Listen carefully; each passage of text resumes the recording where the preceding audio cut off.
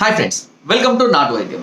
చాలా మంది పీతలు తినడానికి ఇష్టపడరు, కానీ పీతలు కనుక తిన్నట్లయితే అది ఎలాంటి వ్యాధులను పూర్తిగా తగ్గిస్తుంది అన్నది మనం తెలుసుకోవాలి. పీతలలో కాల్షియం, ఐరన్, విటమిన్ సి అధికంగా ఉంటాయి. వీటిని రెగ్యులర్గా తీసుకుంటున్నట్లయితే వాతతత్వాన్ని తగ్గిస్తాయి. అంతేకాకుండా ఎవరికైనా రక్తహీనతతో బాధపడుతున్న వారికి రక్తాన్ని వృద్ధి చేయడానికి చాలా అద్భుతంగా ఉపయోగపడుతుంది.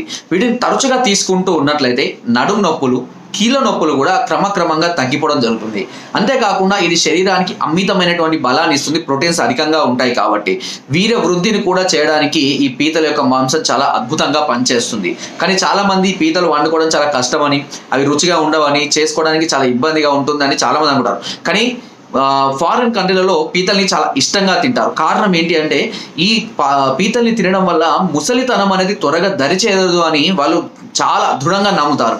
అంతేకాకుండా శరీరం పైన ఉన్నటువంటి ముడతలు కూడా తగ్గిపోతాయని వాళ్ళు చాలా బలంగా నమ్ముతూ ఉంటారు. కాబట్టి ఫారిన్ కంట్రీలలో ఈ పీతలు, ముఖ్యంగా చైనా, అమెరికా, ఇరాన్ ఇలాంటి దేశాలలో ఈ పీతలను అధికంగా తీసుకుంటూ ఉంటారు. సో దానివల్ల వాళ్ళు చాలా హెల్దీగా ఉంటామని, వయసు పడ్డా కూడా చాలా ఆరోగ్యవంతంగా బలంగా ఉంటామని వాళ్ళు నమ్ముతారు.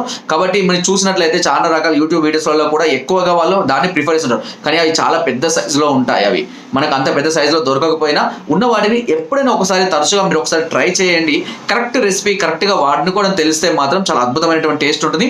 ప్రాన్స్ కూడా చాలా మంది ఇష్టంగా తింటారు, కానీ పీతలను తినరు. బట్ పీతలను కూడా ఒకసారి ట్రై చేయండి.